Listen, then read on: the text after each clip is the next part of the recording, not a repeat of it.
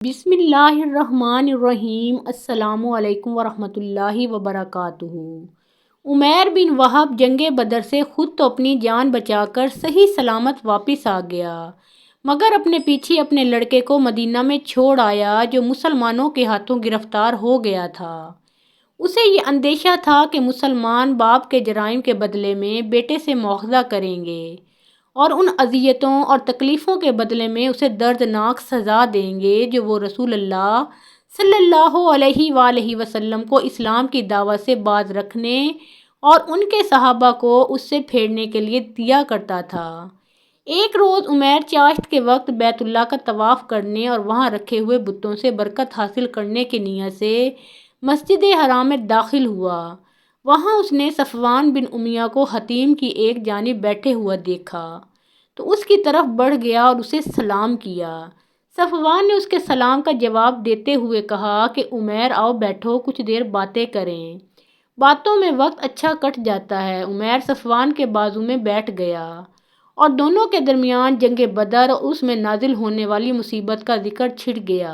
وہ اپنے ان قیدیوں کو شمار کر رہے تھے جو حضرت محمد صلی اللہ علیہ وآلہ وسلم اور ان کے صحابہ رضی اللہ عنہم کے ہاتھوں گرفتار ہو گئے تھے۔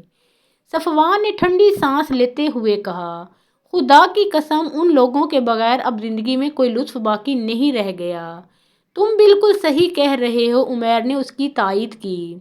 پھر کچھ دیر خاموش رہنے کے بعد بولا، رب کعبہ کی قسم اگر میرے ذمے وہ قرض نہ ہوتے جن کی ادائیگی کا میرے پاس کوئی بندوبست نہیں ہے، اور میرے اہل و عیال نہ ہوتے جن کے اپنے بعد ہلاک ہو جانے کا مجھے شدید اندیشہ لاحق ہے، تو میں یثرب جا کر محمد صلی اللہ علیہ وآلہ وسلم کا خاتمہ کر دیتا اور اس فتنے کا سدباب کر دیتا جو ہمارے لیے پریشانی کا سبب ہوا ہے۔ نعوذ باللہ من ذالک۔ پھر وہ سرگوشی کے انداز میں بولا، مسلمانوں کے یہاں میرے لڑکے وہب کی موجودگی کے سبب میرا وہاں جانا ان کے لیے کسی تشویش یا شبہ کا باعث بھی نہیں ہوگا۔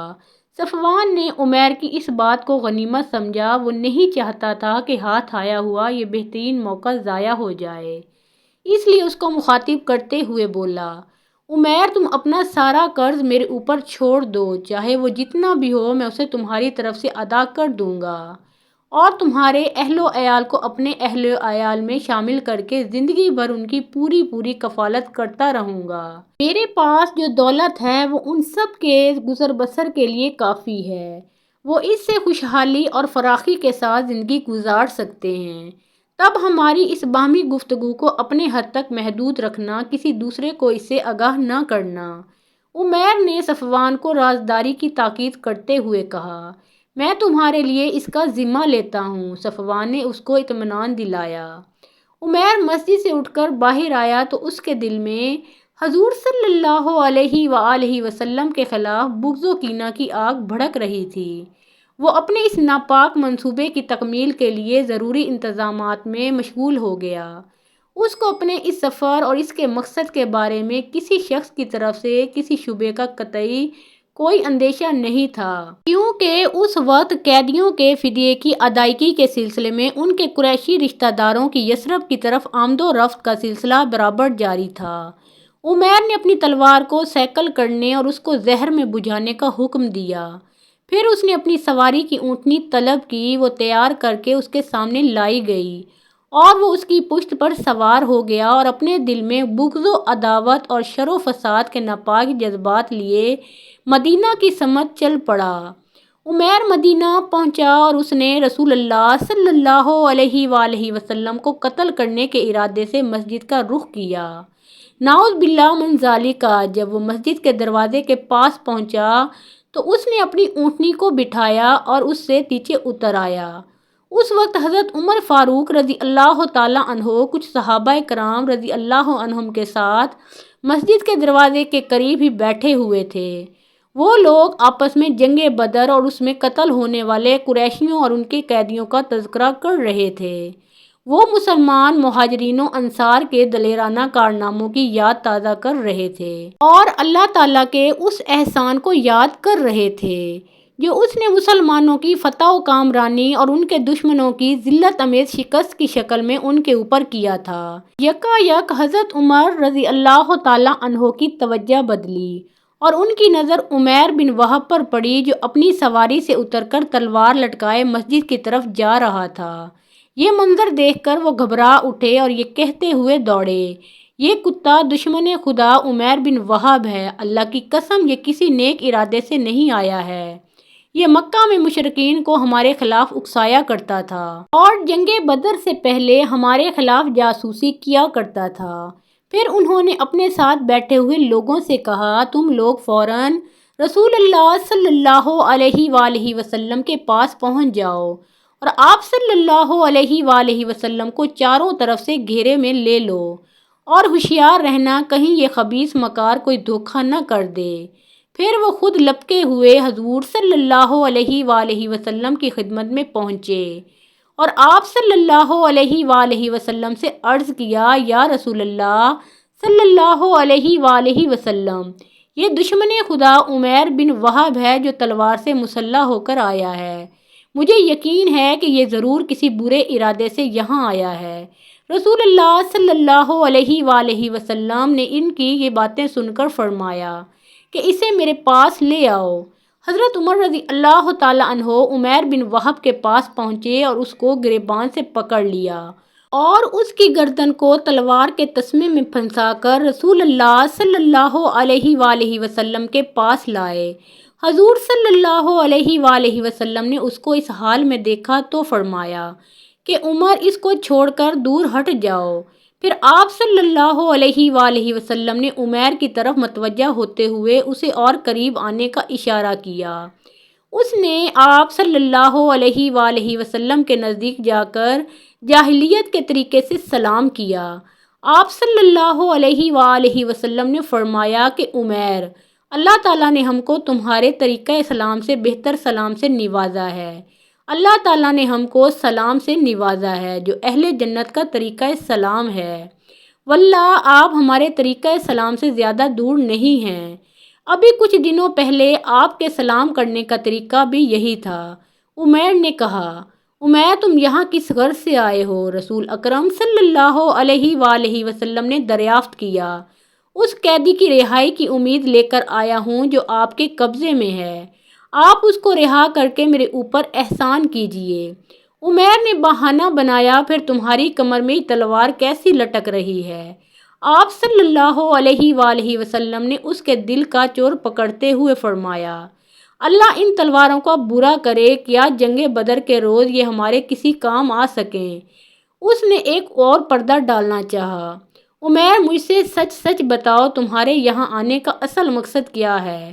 آپ صلی اللہ علیہ وآلہ وسلم نے اس کی باتوں پر اعتبار نہیں کیا، میں واقعی صرف اسی کام سے آیا ہوں۔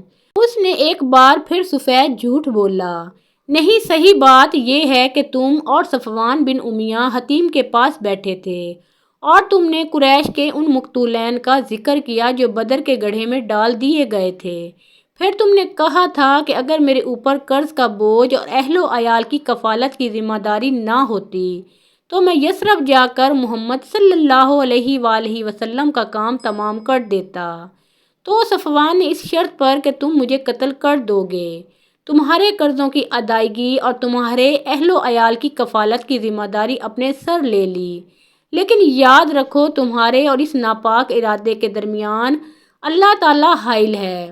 رسول اللہ صلی اللہ علیہ وآلہ وسلم نے اس کی سازش کا بھانڈا پھوڑ دیا۔ یہ سن کر تھوڑی دیر کے لیے عمیر بن وہب بالکل ہکا بکا رہ گیا، پھر بول اٹھا، میں گواہی دیتا ہوں کہ واقعی آپ اللہ کے رسول ہیں۔ اس کے بعد اس نے کہا کہ یا رسول اللہ صلی اللہ علیہ وآلہ وسلم، ہم آپ کی بیان کردہ آسمانی خبروں اور آپ کے اوپر نازل شدہ وحی کی تکذیب کرتے تھے، لیکن میرے اور صفوان کے مابین طے شدہ اس منصوبے کو میرے اور اس کے علاوہ کوئی نہیں جانتا تھا۔ اللہ کی قسم اب مجھے اس بات کا یقین ہو گیا ہے کہ ہمارے اس خفیہ منصوبے سے اللہ کے سوا کسی دوسرے نے آپ صلی اللہ علیہ وآلہ وسلم کو آگاہ نہیں کیا ہے۔ اللہ کا شکر ہے کہ وہ مجھے یہاں کھینچ لایا تاکہ مجھے دولت ایمان سے سرفراز فرمائے۔ پھر وہ کلمہ شہادت پڑھ کر دائرہ اسلام میں داخل ہو گیا۔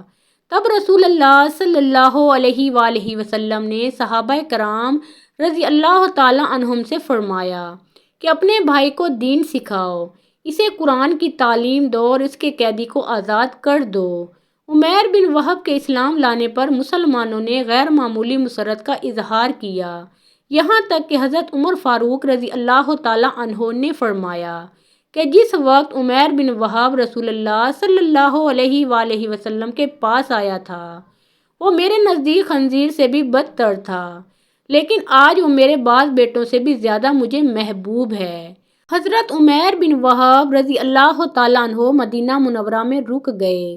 وہاں رک کر وہ اسلامی تعلیمات کے ذریعے اپنے نفس کا تزکیہ کرتے، قرآن کے نور سے اپنے دل کو منور کرتے اور اپنی زندگی کے بارونق اور مطمئن ترین ایام گزارتے رہے۔ اور اس مدت کے دوران صفوان بن امیہ اپنے دل کو جھوٹی امیدوں سے بہلاتا رہا۔ جب بھی اس کا گزر قریش کی مجلسوں کی طرف سے ہوتا وہ ان کو خوشخبری دیتے ہوئے کہتا کہ عن قریب تمہارے پاس ایک ایسی اہم اور مسرت افزا خبر آنے والی ہے جو بدر کے اندوہناک صحنہ کے اثرات کو تمہارے دلوں سے محو کر دے گی۔ لیکن جب اس کے انتظار کی گھڑیاں طویل ہو گئیں تو بتدریج اضطراب و بے چینی اس کے دل میں سرایت کرنے لگی اور لمحہ بلمحہ اس کی بے قراری اور پریشانی میں اضافہ ہوتا گیا، جیسے وہ انگاروں پر لوٹ رہا ہو۔ وہ مدینہ کی طرف سے آنے والے قافلوں سے حضرت عمیر بن وہب رضی اللہ تعالیٰ عنہ کے بارے میں دریافت کرتا، مگر کسی کے پاس اس کے سوال کا تسلی بخش جواب نہیں ہوتا تھا۔ آخر کار ایک سوار نے آ کر اس کو یہ اطلاع دی کہ عمیر نے اسلام قبول کر لیا ہے۔ یہ خبر صفوان بن امیہ پر بجلی بن کر گری، کیونکہ اس کو اس بات کا یقین تھا کہ عمیر بن وہب ہرگز اسلام قبول نہیں کر سکتا، چاہے روئے زمین پر بسنے والا ہر شخص مسلمان ہو جائے۔